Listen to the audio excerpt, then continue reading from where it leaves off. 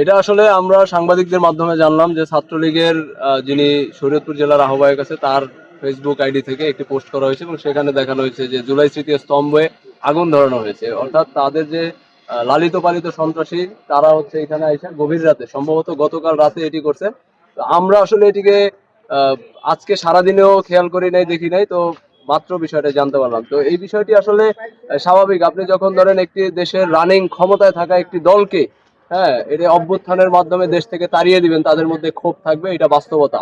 এবং এই বাস্তবতায় আপনি দেখছেন যে আজকে দামুড্ডায় 6 জনকে কুপিয়ে, বিএনপির 6 জনকে কুপিয়েছে ছাত্রলীগ, এবং সেইটার রক্ত তার নিজের গায়ে মেখে তারপরে ফেসবুকে লাইভ করছে যে তাকে নাকি মারা হয়েছে।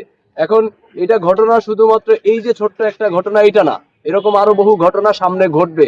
অর্থাৎ আপনি ইলেকশনের সময় দেখেন, আমরা বিগত সময়ে যাদেরকে দেখছি যে নৌকার এজেন্ট ছিল বিভিন্ন কেন্দ্রে, তারা এই বছর আইসা আবার ধানের শীষের এজেন্ট। হ্যাঁ, তাহলে আপনি এই যে এইভাবে আপনি আস্তে আস্তে তাদেরকে প্রশ্রয় দিচ্ছেন, আশ্রয় দিচ্ছেন, যারা লাঠি সোটা নিয়ে মোড়ে মোড়ে হামলা করছে, ঘুরে বেড়াইছে, ঠিক আছে, রাজনীতি করতে দেন এই বাংলাদেশে কোনো রাজনৈতিক দলকে, তো তাদেরকে আপনি আশ্রয় প্রশ্রয় দিচ্ছেন।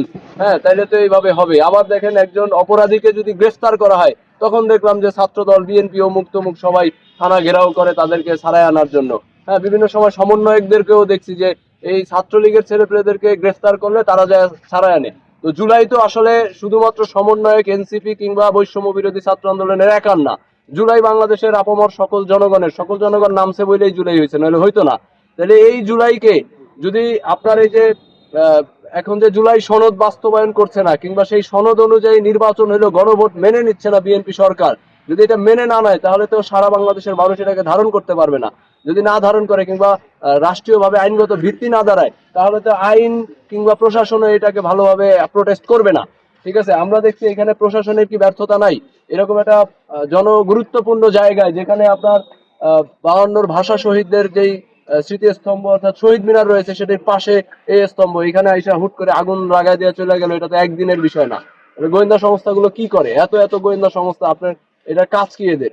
ঠিক আছে, সুতরাং আজকে এইটা ঘটছে, কালকে আরেকটা ঘটবে। আজকে 6 জনকে কোপাইছে, কালকে আরো 10 জনকে কোপাইবে, এবং তারাই আবার ন্যারেটিভ দাঁড় করাইবে আমরা কাউকে ধরায় দিতে গেলে যে এই যে এরা মব করে, এরা মব করে এটা এই যে ধরায় দিচ্ছে। কিন্তু বাস্তবতা হচ্ছে ছাত্রলীগকে তো আমরা দেখছি অভ্যুত্থানের পরে ককটেল হাতে নিয়ে মিছিল করছে, ককটেল লাঠি সোটা নিয়ে তারা মিছিল করছে, এটা এগুলো দেখছি না? এটা ককটেল হাতে নিয়ে কি রাজনীতিবিদরা মিছিল করে, সন্ত্রাসীরা মিছিল করে, ক্যাডাররা, মাস্তানরা মিছিল করে? এই মাস্তানরা তো আস্তে আস্তে ভিজিবল হচ্ছে। তো আপনি প্রশাসন কি করে, ধরে না কেন এদেরকে? কিংবা বিএনপি পাওয়ারে আছে, ক্ষমতায় আছে, তারা কি করতেছে? তারা এই বিষয়ে পদক্ষেপ কেন নিচ্ছে না? তো আজকে শরীয়তপুরেরটা পড়ছে, কালকে দেখবেন আরেক জায়গাটা পড়বে। বাস্তবতা এইটাই যে তাদের মধ্যে ক্ষোভ আছে, তারা রাজনীতি করতে পারছে না, তারা নিষিদ্ধ অবস্থায় আছে, তারা এগুলা করবেই, করেই বেড়াবে। কিন্তু এইটা জনগণকে প্রোটেস্ট করতে হবে, যারা ক্ষমতায় রয়েছে তাদের দায়িত্ব বেশি, এবং প্রশাসনকে এটা প্রোটেস্ট করতে হবে।